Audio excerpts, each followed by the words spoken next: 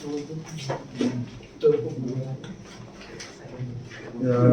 हमारे third case study पर last question है डेप्रिसिएशन चैप्टर का थर्ड केस स्टडी पढ़ेंगे। ABC Limited purchased on 1st April 2008 a second-hand plant for 4 lakh rupees and immediately spent 80,000 rupees for its overhauling and 20,000 for its installation. तो sir 4 lakh रुपए के बाद ये purchase का खर्च है, ओवरऑलिंग का मतलब इसकी मरम्मत कराई, 20,000 रुपए खर्च करे इसकी इंस्टॉलेशन में। अब जो ये प्लांट है ये 5 लाख का हो गया। ये परचेज करा दिया हमने 1 अप्रैल 2008 में। इसके बाद 1 अक्टूबर 11 कितने साल बाद बताइए? 3.5 साल 3.5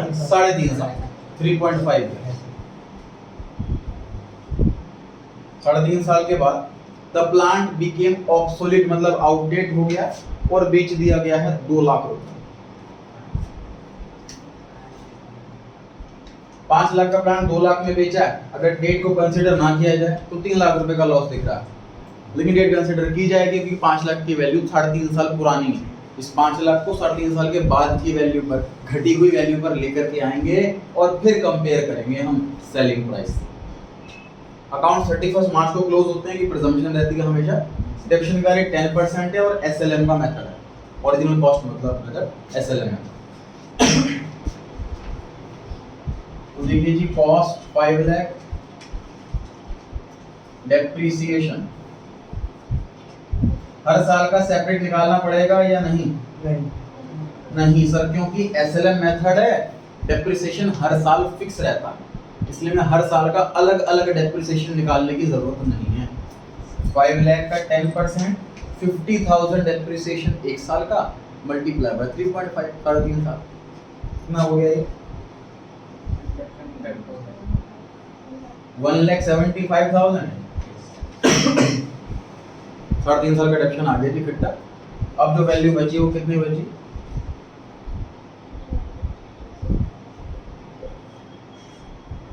3,25,000 3,25,000 का प्लांट हो गया ये सेल की डेट पर।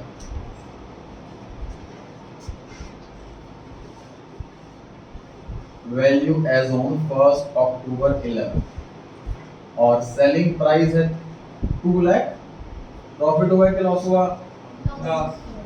लॉस हुआ है सर 1,25,000। देखते हैं क्वेश्चन में क्या क्या मांगा है। पहला क्वेश्चन है जी what is the value of second hand plant bought? 5 lakh rupees. तीनों अमाउंट को ऐड करके question number 2 what is the yearly depreciation to be charged? 5 lakh का 10% 50,000 A option. Third question what is the value of profit और loss on the sale of plant? Profit loss कितना हुआ ये calculate कराएगी। Loss आ रहा है 1,25,000 का B option. Third question what is the value of depreciation on 1 October 2011? मतलब ये सिर्फ इसी वाले ईयर का डेप्रिसिएशन मांग रहा है, 2011 वाले ईयर का। इस साल सिर्फ 6 महीने इस्तेमाल हुई है सेट, तो डेप्रिसिएशन 6 महीने का है। बिल्कुल सही है सर, 25,000 5 लाख का 10% 6 मंथ के लिए 25,000।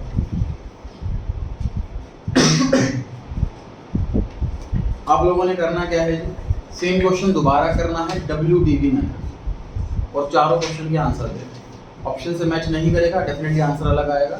ये आप लोगों को टाइम दिया जा रहा है 5 मिनट का, ट्राई कीजिए। सेम क्वेश्चन दोबारा सॉल्व करना है WDV मेथड से।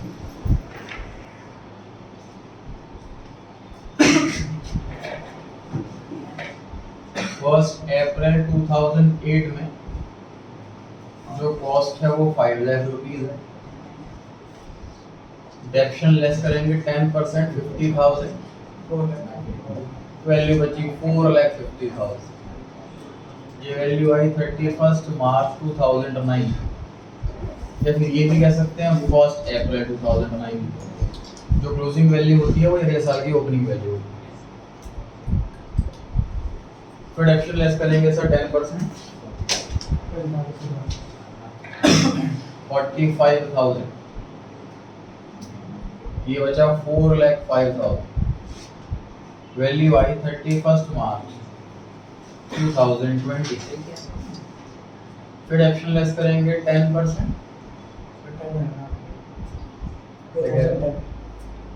2010 है। ये कितना आया 36450, ये आ रहा है। अच्छा जी, फिर अब ये वैल्यू आ गई 31 मार्च 2011। अब 6 महीने और यूज किया है तो 364,500, इसका 10% 6 मंथ के लिए कितना हुआ ये 225। Yes sir. कितनी वैल्यू बची 346,275। तो ये वैल्यू आई है जी सेल की डेट पर। सेल की डेट है 1 अक्टूबर 11 और हमारा सेलिंग प्राइस है 2 लाख, तो लॉस आ रहा है 146,275, ये लॉस आ रहा है। चलिए 346,275 कैसा है? क्या कह रहे हो 346,275। इसमें से ये माइनस करके अच्छा क्या कह रहे हो? कैलकुलेशन डाउट हो तो बताइए। ये आता सबको था लेकिन फिर भी 2000 बच्चों का ऐसा ही था। मिस्टेक सिर्फ कैलकुलेशन की थी और कुछ नहीं। कैलकुलेशन बहुत ध्यान से करनी थी बस आप लोगों को। टाइम लेस करने के बाद यहाँ पे 6/12 करना था तो कैलकुलेशन जल्दबाजी कर दी। कुछ हैबिट हमें मोबाइल से करने की होती है, खुद से करने बैठते हैं तो मतलब मिस्टेक हो जाती है कैलकुलेशन में, डिवाइड मल्टीप्लाई। तो तीन बच्चों का प्रॉफिट भी आ रहा था, प्रॉफिट कहीं से नहीं आ रहा था, लॉस ही आ रहा था। देखिए तो डब्ल्यूटी मेथड है, डेक्शन हर साल अलग आता है, हर साल का अलग अलग कैलकुलेट करके माइनस करना पड़ेगा। एसएलएम मेथड हो, डेक्शन हर साल सेम रहता है, इकट्ठे माइनस पड़ जाता है। हमने कितने जल्दी हो गया तो डिपेंड करता है क्वेश्चन कौन सा है, हमें उस हिसाब से करना है। तो क्वेश्चन नंबर जो लास्ट वाला क्वेश्चन है, डेक्शन बताओ 2011 का, तो 18,225 रुपये ये फोर्थ का आंसर बनेगा अगर डब्ल्यूटी मेथड से मांगा हो तो। सेकंड केस स्टडी पढ़ लीजिए फटाफट से। सेकंड केस स्टडी पढ़ लीजिए, चारों क्वेश्चंस के खुद से आंसर देने की कोशिश करें।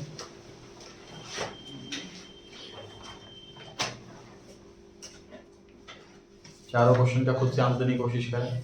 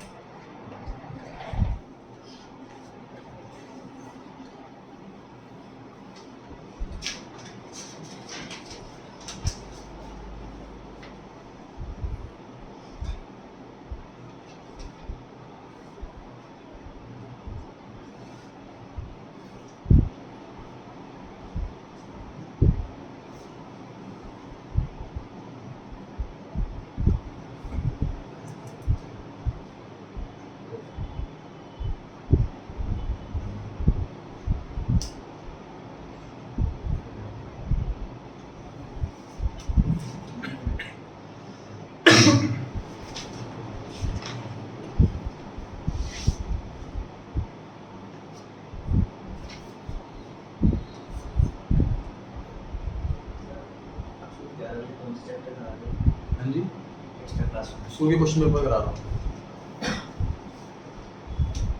इन स्कूल में पेपर हो चुके हैं।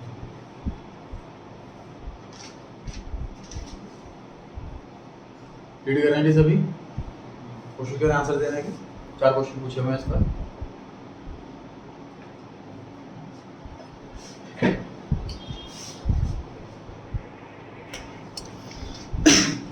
पहला क्वेश्चन है dash means setting aside a part of the profit for meeting a known future liability. Liability पहले से पता है, तो प्रॉफिट ये प्रोविजन हो गया। प्रोविजन में ध्यान रखें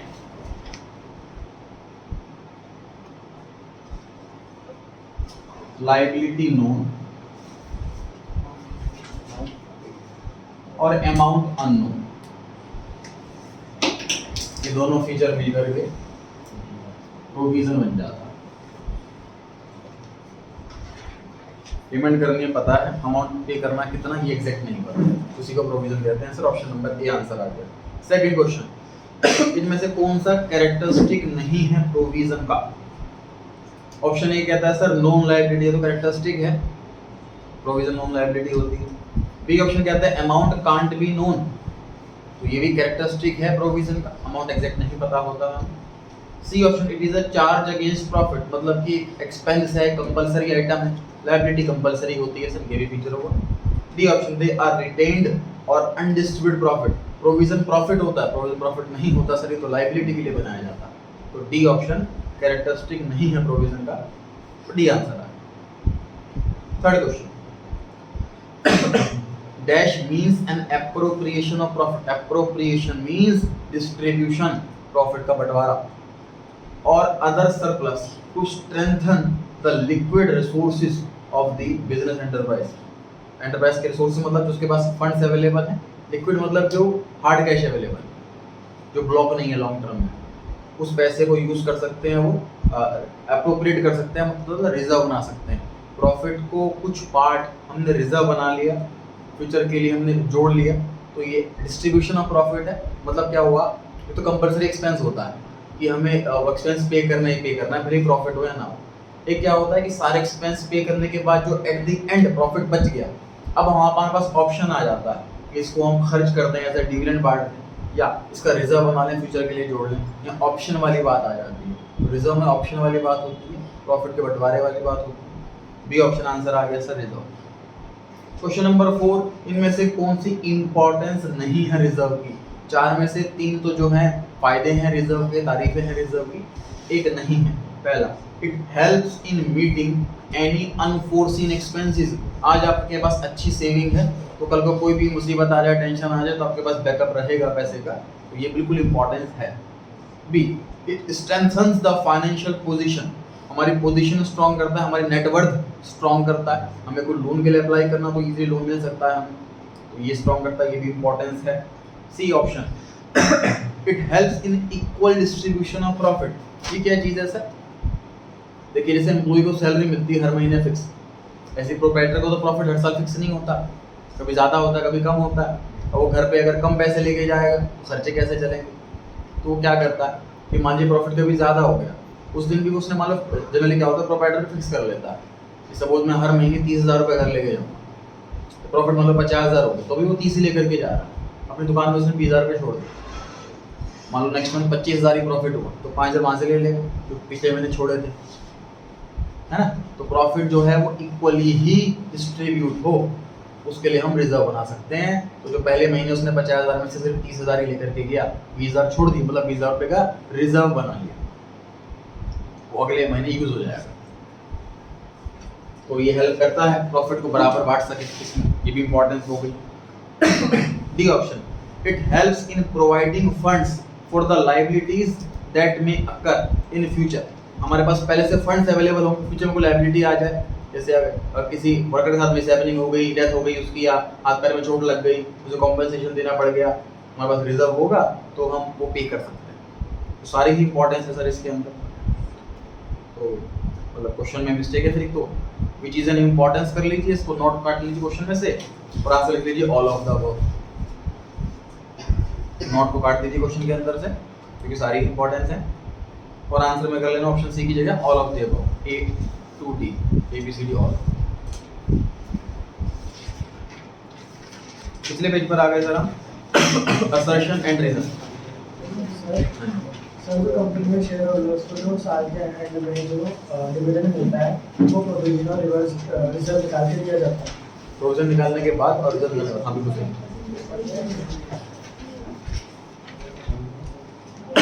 असर्शन रीजन में जी पहला क्वेश्चन,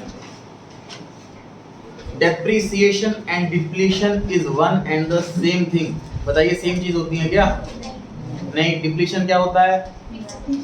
नेचुरल रिसोर्सेज के लिए टर्म इस्तेमाल की जाती है डिप्लीशन। इनफैक्ट डिप्लीशन एक सेपरेट मेथड होता है डेप्रिसिएशन का, जैसे एसएलएम डब्ल्यूडीबी मेथड है, ऐसे डिप्लीशन मेथड होता है। वो हमारे कोर्स के अंदर नहीं है, बस हमें सॉल्व करना नहीं सीखना उसको, तो दोनों सेम चीज नहीं होती। अगर असर्शन फॉल्स हो गया तो आंसर डी आ जाता है, रीजन पक्का ट्रू होगा। रीजन पढ़ लेते हैं। Depreciation is the decrease in the value of an asset due to its constant use as they have a definite life span. तो कुछ लिखा हुआ है जी, जो कॉन्स्टेंटली यूज करते रहते हैं एसेट को, सिलेक्शन लगता रहता है, वैल्यू एसेट कम होती रहती है जितनी भी इसकी लाइफ है। डेफिनेट लाइफ है मतलब फिक्स लाइफ है, इसकी लिमिटेड लाइफ होती है हर एसेट की। तो रीजन ट्रू है, असर्शन फॉल्स है, इसलिए डी ऑप्शन आंसर आ गया।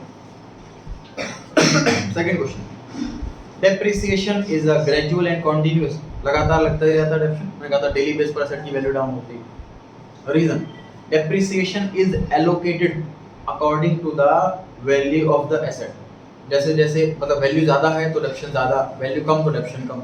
तो एसेट की वैल्यू के अकॉर्डिंग हम एलोकेट करते हैं, ये भी बिल्कुल सही है। लेकिन उसमें डिक्रीज की बात नहीं कर रखी रीजन में, क्योंकि असर्शन में डिक्रीज की बात कर रखी थी। दोनों ही ट्रू हैं, लेकिन करेक्ट एक्सप्लेनेशन नहीं है, इसलिए बी ऑप्शन पिक कर रहे हैं। Third question, depreciation is the decrease in the book value of the asset. Book value of asset में डाउनफॉल जो आता है उसी को डेप्रिसिएशन कहते हैं, बिल्कुल सही है। Depreciation is calculated according to the estimated life of the asset. Depreciation में डेफिनेटली कॉस्ट भी फैक्टर है, लाइफ भी फैक्टर है, स्क्रैप वैल्यू भी फैक्टर है। दोनों बातें ट्रू हैं, लेकिन अगेन दोनों बातें अलग अलग कह रही हैं, इसलिए बी ऑप्शन आंसर टिक कर रहे हैं। फोर्थ क्वेश्चन, प्रोप्राइटर जो है वो एसएलएम मेथड फॉलो करता है। उसने 1 लाख रुपए की मशीनरी खरीदी है, लाइफ जो है वो 10 साल है, तो डेप्रिसिएशन आ गया 10,000। रीजन में लिखा हुआ है द स्क्रैप वैल्यू 5,000 रुपए हो गई। इस हिसाब से स्क्रैप वैल्यू अगर होगी डेप्रिसिएशन अलग नहीं आ जाएगा फिर। देखिए कॉस्ट है 1 लाख और लाइफ है 10 इयर्स, डेप्रिसिएशन 10,000 आ गया, इस हिसाब से तो स्क्रैप वैल्यू 0 हुई है ना। लेकिन रीजन में लिखा हुआ है स्क्रैप वैल्यू 5,000 हिसाब से, तो रीजन गलत हो गया। सी ऑप्शन आंसर आ गया। क्वेश्चन 5 पर आ गए। Depreciation does not involve any cash outflow but affects the profit of the firm. Profit पे फर्क पड़ता है डेप्रिसिएशन का, लेकिन कैश पे फर्क नहीं पड़ता। सही लिखिए बात, सही लिखिए। रीजन लिखा हुआ है क्योंकि डेप्रिसिएशन एक नॉन कैश एक्सपेंस है। देखो दोनों बातें लिख दी, नॉन कैश है इसलिए कैश पे फर्क नहीं पड़ता, एक्सपेंस है इसलिए प्रॉफिट फर्क पड़ता है, प्रॉफिट कम हो जाता है डेप्रिसिएशन से। एक्सपेंस रिकॉर्ड करेंगे तो प्रॉफिट कम हो ही जाएगा। तो एक्सप्लेनेशन बिल्कुल सही दे रहा है रीजन, इसलिए ए ऑप्शन आंसर हुआ। Sixth question, depreciation of assets is done only with the intention of replacement of the asset.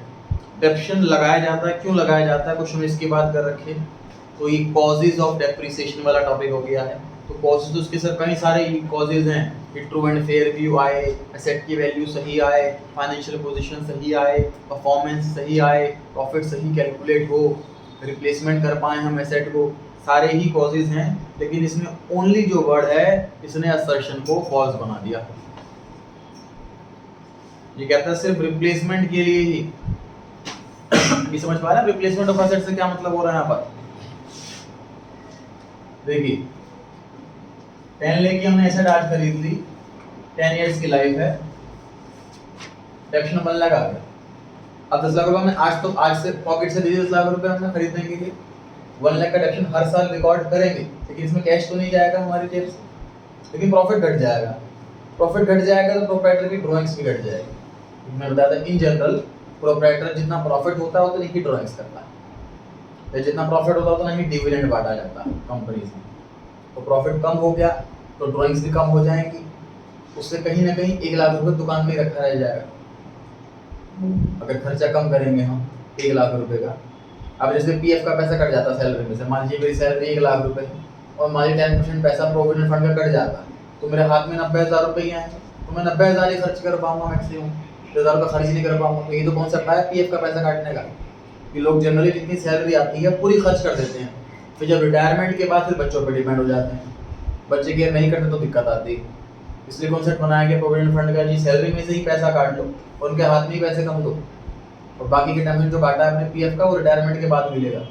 उसके बाद भी कंप्लीट पैसा नहीं देते, कुछ पैसा देते हैं उसी टाइम और कुछ पैसा देते हैं पेंशन के फॉर्म में, मंथली के फॉर्म में। इकट्ठे देंगे तो फिर खर्च कर देंगे लोग। ये कॉन्सेप्ट है, 1 लाख रुपए हमने खर्चा रिकॉर्ड कर लिया, बुकिश कागजी, कोई पैसा नहीं देना किसी को।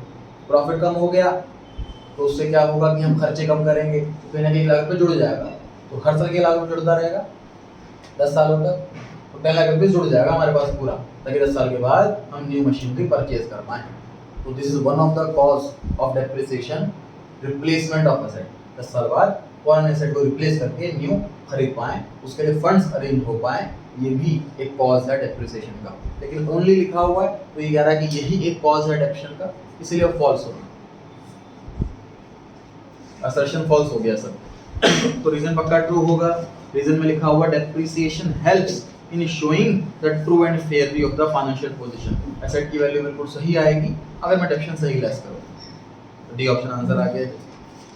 सर हां जी सर, जो अगर हम जॉब छोड़ते हैं रिटायरमेंट की जगह तो पैसा मिलता है नहीं मिलता? सर मान लीजिए 25 की एज में मैंने जॉब स्टार्ट कर दी और हर महीने मेरी सैलरी में से पैसा कट रहा है प्रोविडेंट फंड का, और मेरा एम्प्लॉयर, मेरा बॉस कहता है कि जब आप 60 साल के हो जाओगे तब आपको वो पैसा मिलेगा। ये गवर्नमेंट ने बोल रखा है, एम्प्लॉयर अपने पास नहीं रख रहा, गवर्नमेंट के पीएफ फंड में ही पैसा जमा हो रहा। सर मान लीजिए मैंने 5 साल जॉब करी, उसके बाद मैं 30 का हो गया और मैंने वो जॉब छोड़ दी, तो अब वो मेरा जो पैसा कट रहा है उसका क्या होगा? तो होगा ये कि जब आप जहाँ न्यू ज्वाइनिंग करोगे तो आपको वही वाला पीएफ अकाउंट कंटिन्यू हो जाएगा वहाँ पर, तो आपका 5 साल पैसा कटा है वो आपका इकट्ठा रहेगा विद इंटरेस्ट, और जहाँ आप न्यू जॉब स्टार्ट करोगे तो उसी अकाउंट में डालते रहेंगे आपका पैसा, तो आपका पीएफ का पुराना अकाउंट वही चलता रहेगा। दूसरा केस, सर मैं जॉब ही नहीं करना चाहता, 30 साल की मेरी एज हो गई, मैंने 5 साल जॉब कर ली, मैं बिजनेस कर रहा हूँ, तब तो पीएफ का मतलब ही नहीं, तो आप वो 5 साल का कटा हुआ पैसा रिफंड ले सकते हैं, विड्रॉ कर सकते हैं।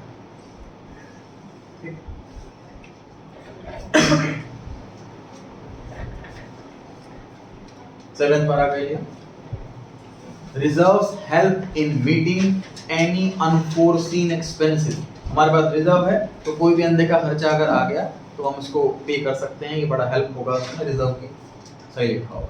रीजन, रिजर्व्स आर रिटेन्ड और अनडिस्ट्रीब्यूटेड प्रॉफिट्स वॉलंटरीली, मतलब अपनी इच्छा से, कोई कंपलसरी नहीं है, done to strengthen the financial position. Again sir, अगर हम अपने घर पे पैसा सेव कर रहे हैं, सेविंग कर रहे हैं, एफडी कर रहे हैं, तो कोई कंपलसरी नहीं होता, कोई गवर्नमेंट नहीं कह रही एफडी करो वरना जेल कर देंगे, वहाँ जो ऑप्शन होता है वॉलंटरी होता। और रिटेन का मतलब हमने जो प्रॉफिट हुआ, जो सैलरी मिली, उसको रिटेन कर लिया और उसको डिस्ट्रीब्यूट नहीं करा, खर्च नहीं करा, मतलब उसी को रिजर्व कहते हैं। उसी के लिए, क्योंकि देखो असर्शन में कह रहा है कि हम खर्चा फ्यूचर का पे कर पाएंगे, और रीजन में कह रहा है क्योंकि हमारी पोजीशन स्ट्रांग हो रही है इसलिए हम इकट्ठा कर रहे हैं, तो रीजन एक्सप्लेनेशन सही दे रहा, इसलिए A option answer. Capital reserves are used to meet future capital losses. Capital reserves are created out of capital profits. Capital reserve again sir जो नॉन रिकरिंग नेचर का है, फॉर एग्जांपल आपको जो हर महीने सैलरी मिलती है डैडी की, उसमें से आप कुछ पैसा जोड़ रहे हो तो रिवेन्यू प्रॉफिट। कोई गांव में जमीन थी वो बेच दी, उससे प्रॉफिट हो गया तो वो कैपिटल प्रॉफिट।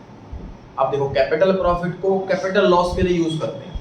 क्या मतलब हुआ कि मान लीजिए आपके डैडी ने कोई प्रॉपर्टी बेची गांव की, वहां से 50 लाख रुपए आ गए, उस 50 लाख रुपए को वो घर खर्च में इस्तेमाल तो नहीं करेंगे, उसको बड़े काम के लिए ही रखेंगे। जैसे बड़े पैसा आया तो बड़े काम के लिए रखेंगे। आपकी एजुकेशन में मान लीजिए फॉरेन से कोई पढ़ाई करनी है, या मैरिज का हो गया खर्चा, या किसी को बिजनेस करवाना है, स्टार्ट कराना है, तो उसमें पैसा लगाना है। मतलब बड़े कैपिटल प्रॉफिट को कैपिटल लॉसेस के लिए ही यूज किया जाता है, नॉर्मल खर्चों के लिए यूज नहीं किया जाता। ये असर्शन ये कह रहा और रीजन बता रहा है कैपिटल प्रॉफिट से कैपिटल रिजर्व बनता है। दोनों बातें सही लिखी हुई हैं, लेकिन असर्शन में यूज की बात है और रीजन में क्रिएशन की बात है, तो दोनों अलग अलग बातें, एक्सप्लेनेशन नहीं है, इसलिए बी आंसर है, ए नहीं। 9th पर आ गए, specific reserves are used to meet the specific purpose only. Definitely sir हमने स्पेसिफिक काम के लिए रिजर्व बनाया हुआ था, स्पेसिफिक काम के लिए यूज करेंगे। जैसे कंपनी वालों ने भी जो है फंड निकाल रखा, मान लो वर्कर कॉम्पनसेशन फंड, ये वर्कर आदमी से अपनी उस काम के लिए फंड है, ये कोई नई ब्रांच खोलनी है उसके लिए फंड इकट्ठा कर रहे हैं तो उसके लिए फंड है, तो जिस काम के लिए फंड इकट्ठा कर रहे हैं उसी काम के लिए इस्तेमाल करेंगे। Reason, money in specific reserve is kept in the business for specific purpose, क्योंकि स्पेसिफिक रिजर्व में जो पैसा रखा जाता है वो उसी पर्पस के लिए रखा जाता है, इसलिए उसी पर्पस के लिए इस्तेमाल करेंगे। तो दोनों बातें सही लिखी हैं और एक्सप्लेनेशन भी बिल्कुल करेक्ट दे रहा है, इसीलिए ए option answer. 10th question, provisions help in ascertaining the true net profit of the firm। Sir provision नाम का खर्चा जब हम बुक कर लेते हैं तो हम खर्चा बुक कर रहे हैं तो प्रॉफिट सही निकलेगा, सही लिखा हुआ। Reason, provisions help in providing funds for the liabilities that may occur in the future.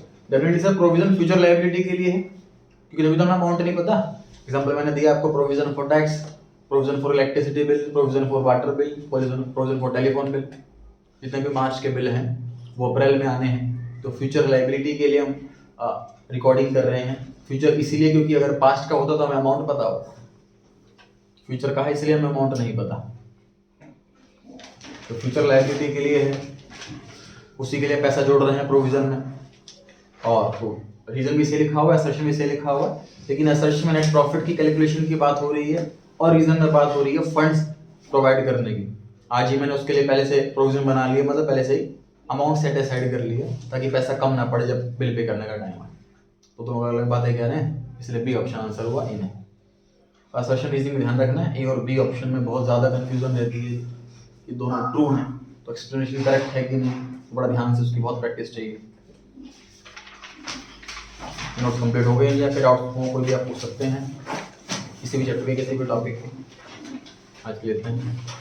हाँ जी, तो जैसे हम मशीन खरीदते हैं तो हमने सारा पैसा एक साथ दे दिया और जब हम